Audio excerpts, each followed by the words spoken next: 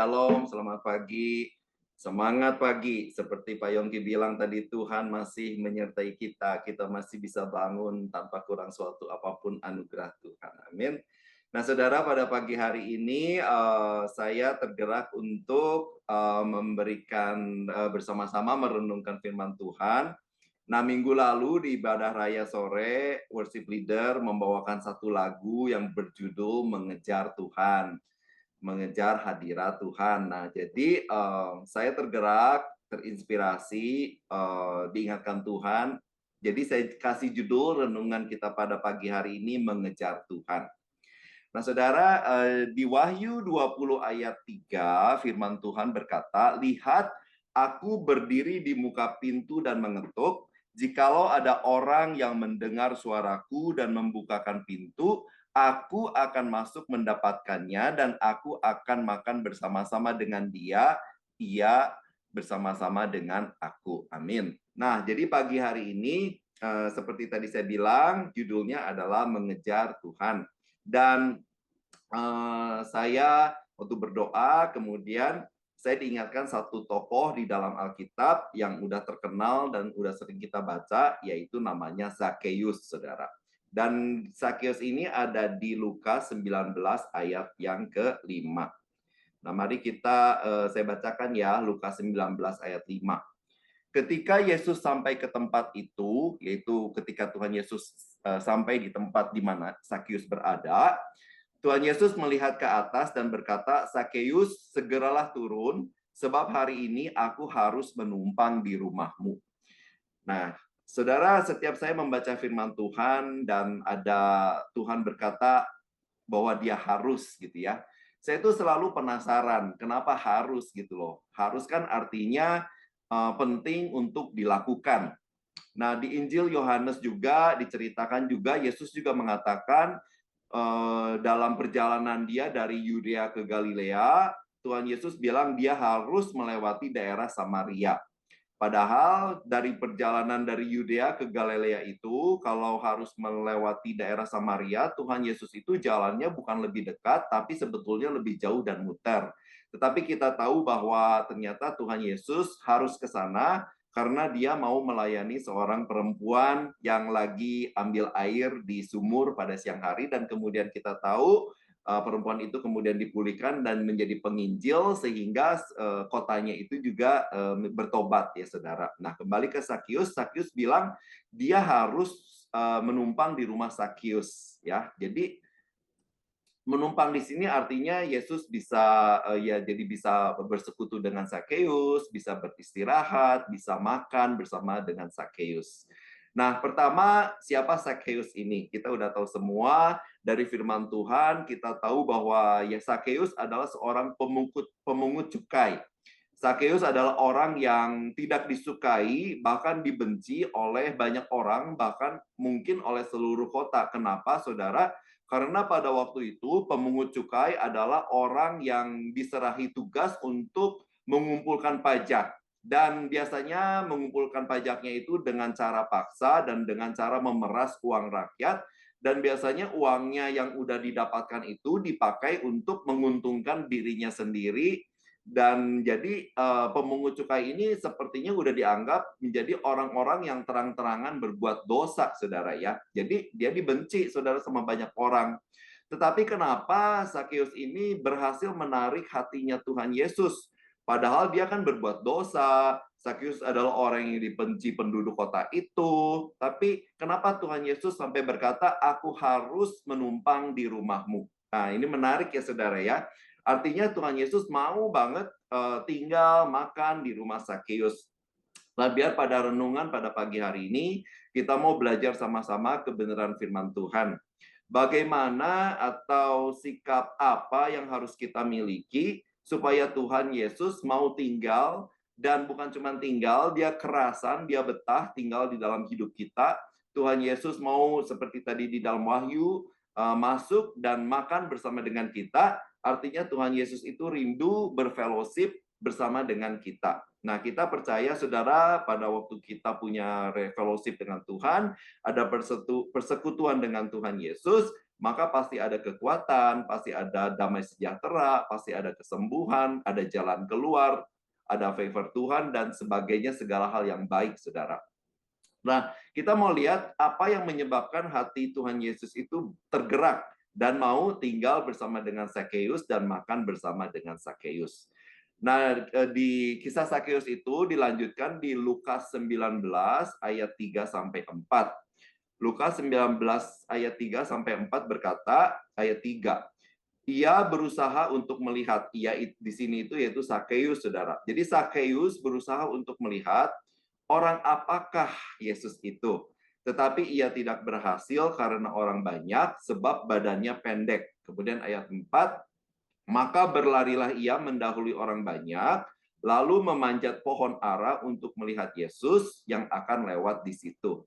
Nah, jadi Sakeus itu udah mendengar bahwa Tuhan Yesus mau datang ke kotanya, yaitu kota Yeriko, saudara. Dan Sakeus itu mungkin sebelumnya dia udah mendengar siapa Tuhan Yesus, menyembuhkan banyak orang kagum kepada Tuhan Yesus. Dan sekarang Tuhan Yesus mau lewat di kotanya. Jadi Sakeus ini penasaran banget, ya kan? Dia di firman Tuhan berkata, dia berusaha untuk melihat seperti apakah Tuhan Yesus itu, ya kan? Dia mau lihat look-nya gimana, tampangnya gimana Tuhan Yesus. Dia mau tahu apa yang mau Tuhan Yesus katakan, yang mau Tuhan Yesus ajarkan, apa yang Tuhan Yesus mau perbuat di kotanya. Jadi dia ini benar-benar penasaran dan ingin tahu siapa pribadi Tuhan Yesus yang udah sering dia dengar ini, saudara. Tetapi dia kesulitan untuk melihat Tuhan Yesus karena dikatakan firman Tuhan, begitu banyak orang, begitu banyak massa yang mengelilingi Tuhan Yesus, dan ditambah lagi Sakeus ini dikatakan memiliki badan yang pendek. Jadi bayangan saya mungkin dia ini kerdil ya, agak kerdil ya saudara. Sehingga dengan banyaknya orang yang mengerumuni Tuhan Yesus, ditambah dengan badan yang pendek, dia itu kesulitan untuk bisa melihat Tuhan Yesus. Tapi Alkitab bilang, lalu Sakeus ini berlari mendahului banyak orang. Dan bukan hanya berlari untuk mendahului kerumunan banyak orang ini, Sakeus bahkan mencari pohon yang bisa dipanjatnya supaya dia bisa melihat Tuhan Yesus. Nah, inilah yang menarik, saudara. Begitu penasarannya, sehingga dia itu punya kerinduan yang sangat besar yang mendorong hatinya, sehingga dia itu berlari dan memanjat pohon. Nah, saudara, saya bayangkan ya bahwa saya itu kan juga sering jalan di Manhattan ya kan. Orang di Manhattan itu kan juga banyak tuh orang yang lebih tinggi dari saya ya kan. Jadi orang-orang yang tinggi itu saudara jalannya itu satu langkahnya itu mungkin dua langkahnya saya gitu kan, jadi mereka jalan cepat sekali.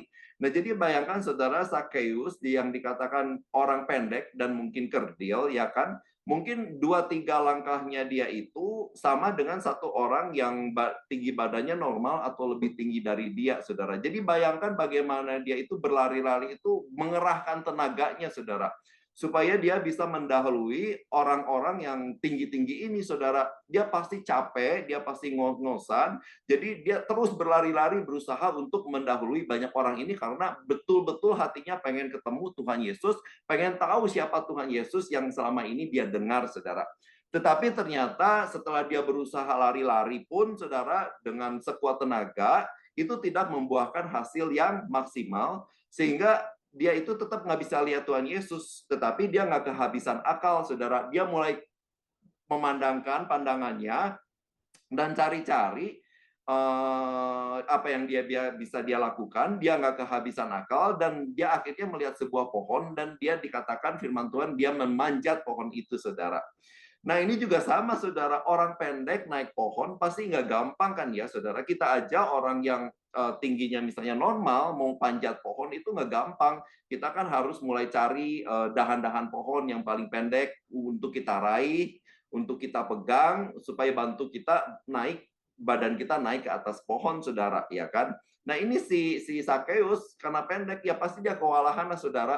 Dia mungkin mesti lompat-lompat ya kan, loncat-loncat untuk menggapai dahan yang paling pendek itu pun saudara. Dia pasti benar-benar kayak berusaha banget saudara cari ranting yang kuat untuk membawa badannya itu naik ke atas ke pohon itu, saudara. Jadi dia itu berusaha dengan gigih naik pohon demi mau melihat Tuhan Yesus. Nah, jadi kenapa sih Tuhan Yesus itu tergerak hatinya dan sampai mau dan berkata harus menumpang di rumah Sakeus, makan, menginap, berfellowship dengan Sakeus, karena Sakeus itu punya lapar dan haus akan Tuhan Yesus. Dia memaksa dirinya berlari, dia memaksa dirinya naik pohon.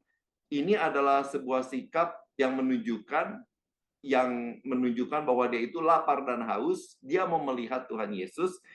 Zakheus mau berjumpa dengan Tuhan Yesus. Dan sikap inilah yang akhirnya menggerakkan hati Tuhan Yesus, sehingga Tuhan Yesus itu boleh hadir di dalam kehidupan Zakheus. Saudara, kalau kita rindu Tuhan Yesus hadir senantiasa dalam hidup kita, hadir dalam pekerjaan kita, hadir dalam studi kita, hadir dalam bisnis kita, hadir dalam keadaan rumah tangga, hadir sebagai tugas kita sebagai orang tua, atau sebagai anak, sebagai pekerja, sebagai karyawan, sebagai manajer, sebagai bos, apapun itu saudara, maka kita harus selalu punya rasa lapar dan haus akan Tuhan, saudara. Waktu kita memiliki rasa dan lapar haus akan Tuhan, Tuhan pasti datang dan tinggal di dalam kehidupan kita. Di dalam Matius 5 ayat 6, firman Tuhan berkata, berbahagialah orang yang lapar dan haus akan kebenaran, karena mereka akan dipuaskan. Ayat ini udah jelas sekali menjelaskan, kalau kita lapar dan haus akan kebenaran, kalau kita mau mengalami perjumpaan dengan Tuhan Yesus, maka kita pasti akan dipuaskan. Kita akan dipuaskan bertemu dengan Tuhan Yesus, kita akan bertemu dengan Tuhan Yesus, bertemu dengan damai sejahteranya, dipuaskan dengan kekuatan yang baru, dipuaskan dengan sukacita, saudara. Nah, waktu kita mau bangun terus sikap hati yang lapar dan haus akan Tuhan ini, Tuhan Yesus pasti hadir dalam kehidupan kita. Nah, mungkin kita bilang, kita udah pernah haus dan lapar akan Tuhan, tapi yang jadi masalah adalah mempertahankannya. Kadang lapar, kadang enggak, kadang menggebu, kadang males, kadang melaju cepat, kadang mogok, jadinya seperti naik turun, saudara. Sebenarnya mungkin ini analogi yang harus kita pikirin ya. Kalau dalam dunia secara jasmani aja, saudara, kalau kita itu tidak ada rasa lapar dan haus akan makanan atau minuman, maka tubuh kita itu, tubuh jasmani kita itu pasti lama-lama juga lemas dan bahkan tidak kemungkinan bisa mati, saudara, ya kan? Kalau kita nggak makan dan minum. Kan rasa lapar dan haus itu yang mendorong kita, yang membuat kita cari makan dan minum, saudara. Dan itu kan kita lakukan terus-menerus untuk tubuh jasmani kita. Nggak ada tuh kita bilang, minggu ini rajin makan, kemudian 2 minggu ke depan, kita abain rasa lapar dan haus itu, dan kita nggak makan dan minum, saudara. Ya kan? Pasti kita jadi lemes dan bisa jadi mati, saudara. Bahkan pada saat puasa pun, terlepas dari metode puasa apapun kita, eventually kan kita pasti makan dan minum, saudara. Nah, I think kita harus tanamkan prinsip yang sama dalam keadaan tubuh rohani kita, saudara. Jadi kalau sekali-sekali aja kita puaskan rasa lapar dan haus kita, sekali-kali aja kita mencari Tuhannya, sekali-kali aja kita berdoa, sekali-kali aja kita baca firman, maka lama-kelamaan kerohanian kita, manusia rohani kita juga pasti akan semakin drop, semakin turun, semakin turun, semakin turun, dan akhirnya mungkin juga mengalami kematian secara rohani. Mungkin kita masih ibadah, saudara, tetapi orang yang rohaninya mati, kita nggak peduli lagi dengan Tuhan, kita anak Tuhan, kita Kristen, tapi kita masa bodoh dengan Tuhan, kita masa bodoh dengan kebenarannya, kita masa bodoh dengan hukum-hukumnya, kita masa bodoh dengan suaranya yang kita dengarkan, saudara, dari khotbah-khotbah, saudara. Nah, pagi ini yuk mari kita renungkan sama-sama. Mari kita hindari hal-hal seperti ini, dan bagaimana caranya itu supaya kita bisa membangkitkan dan mempertahankan sikap lapar dan haus akan firman Tuhan. Ya, kita harus mengejar kehadiran Tuhan dalam hidup kita. Hosea 6 ayat 3. Hosea 6 ayat 3 firman Tuhan berkata, marilah kita mengenal dan berusaha sungguh-sungguh mengenal Tuhan. Ia pasti muncul seperti fajar, ia akan datang kepada kita seperti hujan pada akhir musim yang mengairi bumi. Jadi di sini dikatakan, Marilah kita mengenal dan berusaha sungguh-sungguh mengenal Tuhan.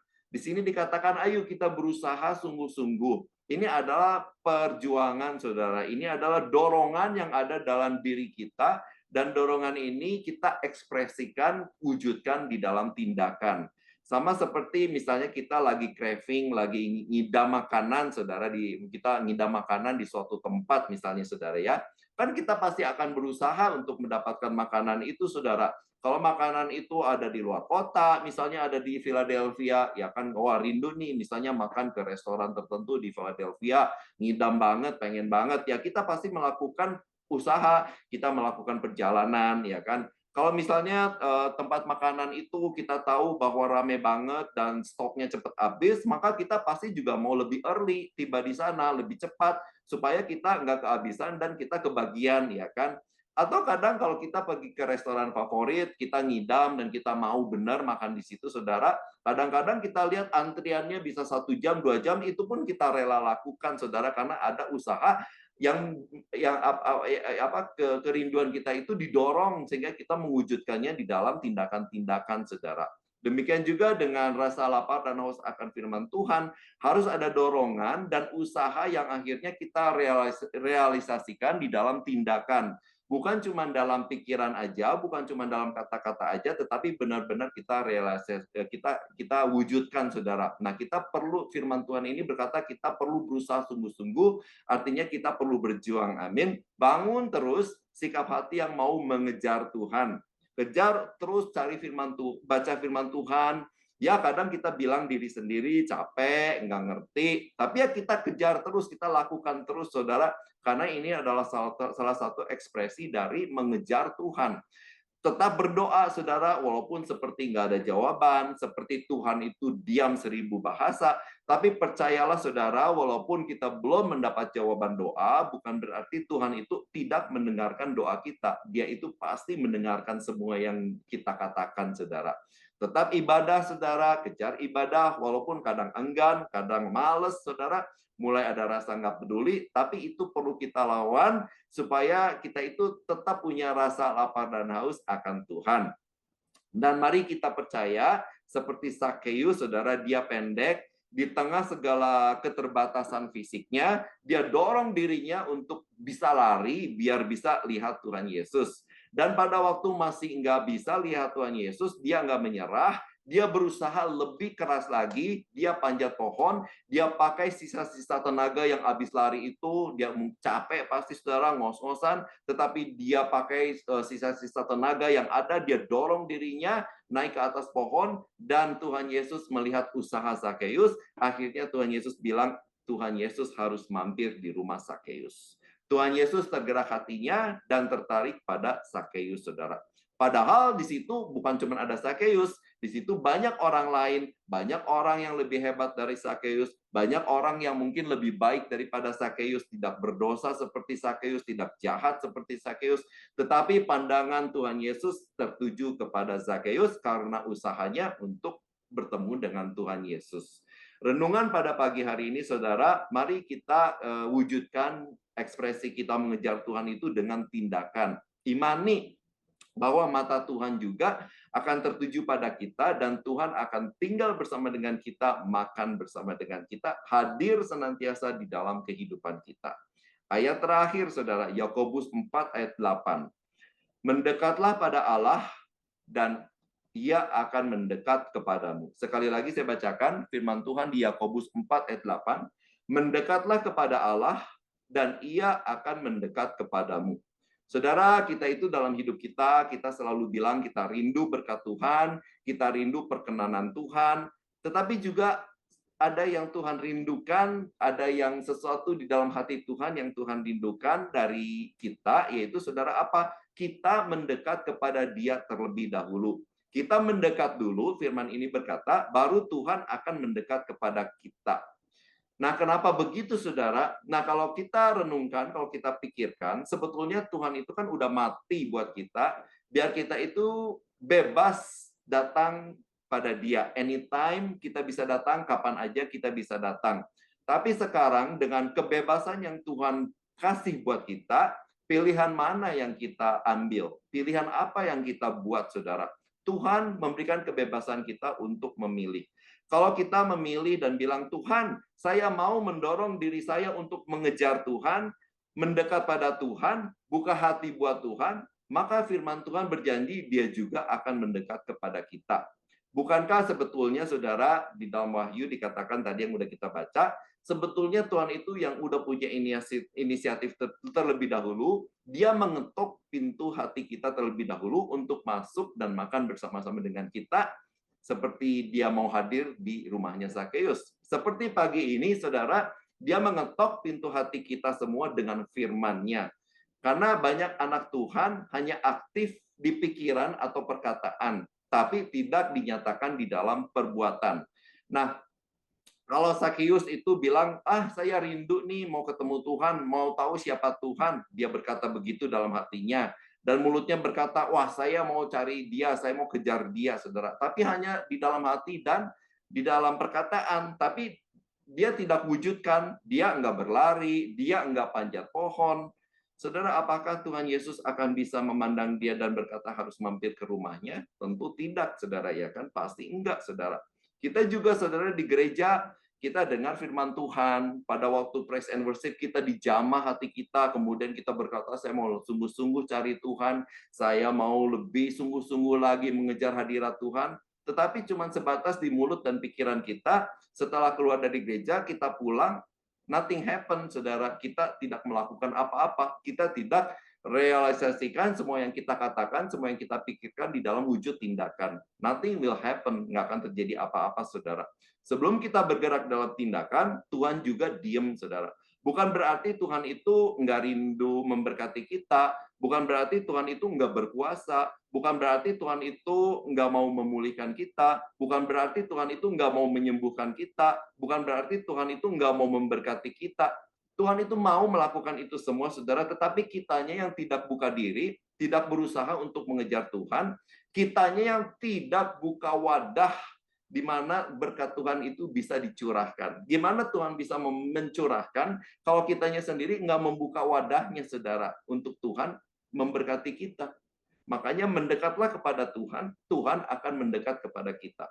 Saya itu selalu teringat kalau ayat ini, teringat tentang perumpamaan anak yang terhilang.